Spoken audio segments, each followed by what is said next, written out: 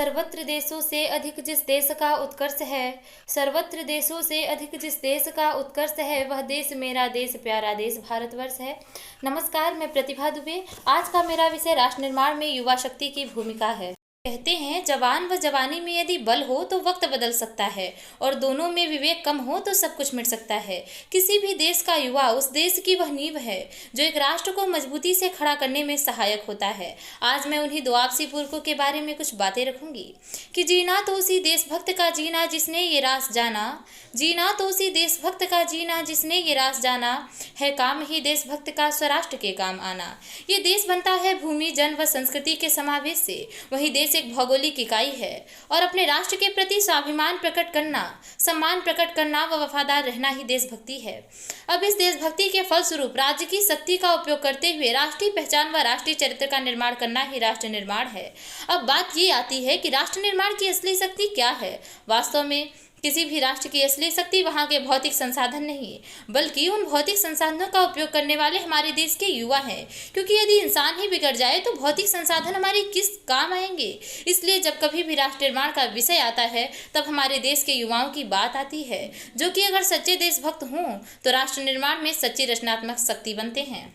हम अपने राष्ट्र के निर्माण में कितना योगदान देते हैं, ये हमारी देशभक्ति ही तय करेगी। यदि आप अपना टैक्स समय पर जमा करते हैं, यदि आप भारतीय संविधान के अनुच्छेद 51 में दिए गए मौलिक कर्तव्यों का पालन करते हैं, तो असल मायने में आप देशभक्त हैं। फिर चाहे आप नौकरी पेशा हो या विद्यार्थी, आपके कार्य में बरती गई ईमानदारी व सत्यनिष्ठा ही राष्ट्र के निर्माण में योगदान देती है।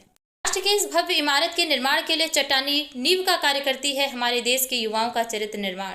क्योंकि इतिहास साक्षी है, राष्ट्रीय चरित्र के अभाव में हमने अपने राष्ट्र को अपमानित होते हुए देखा है। आज हमारे देश के प्रत्येक युवा को यह समझने की जरूरत है कि ये युवाओं, कागज की नाव को छोड़ दी हमने, कागज की नाव को छोड़ दी हमने, समंदर की बारी है। आज हमारे ऊपर हमारे घर परिवार की ही नहीं बल्कि पूरे भारत देश की जिम्मेदारी है। हमें अपने देश को सजाना है, संवारना है। परंतु आज एक बेटा अपने माँ बाप को वृद्धाश्रम की चौखट पर छोड़ आता है।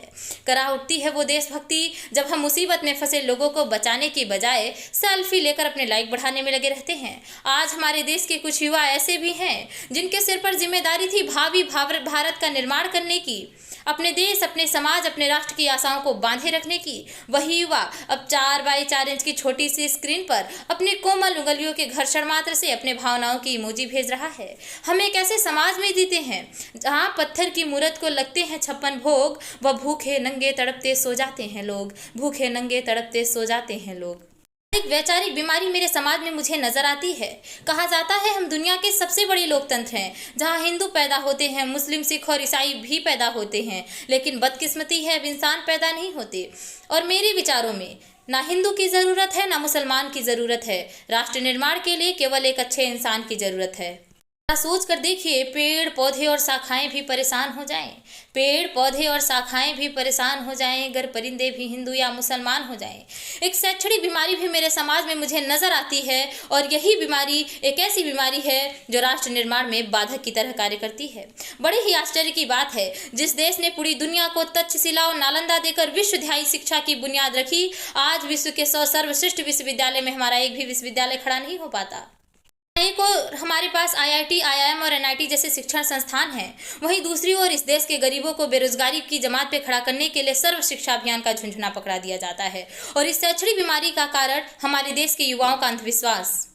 और मेरे विचारों में जब तक हमारे देश का युवा मंदिरों में जा जाकर अपनी सफलता के लिए नारियल फोड़ फोड़ कर भगवान को रिश्वत लगाता रहेगा, जब तक हमारे देश का शिक्षित वर्ग ही बिल्ली के रास्ता काट देने पर खड़ा होता रहेगा, जब तक हमारे देश का युवा अपने घर को काली मटकी से सजाता रहेगा, तब तक हमारा राष्ट्र निर्माण संभव नहीं होगा।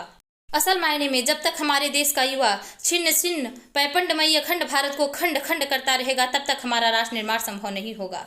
बड़ी बड़ी बातें नहीं, छोटी छोटी कोशिशें करनी होगी, क्योंकि ठोकर हमें पहाड़ से नहीं पत्थरों से लगा करते हैं। समस्त बीमारियों को दूर कर सकता है तो वो है हमारे देश का युवा। हमारे देश की युवा शक्ति ही एक ऐसी शक्ति है जिनके माध्यम से हमारा देश बुलंदियों को छू सकता है। हमारे देश के प्रत्येक युवा को ये संकल्प करना होगा कि हम युवा देश की ताकत हैं, परिवर्तन लाकर मानेंगे, कर देंगे ऐसे काम जिन्हें सब मील का पत्थर जानेंगे।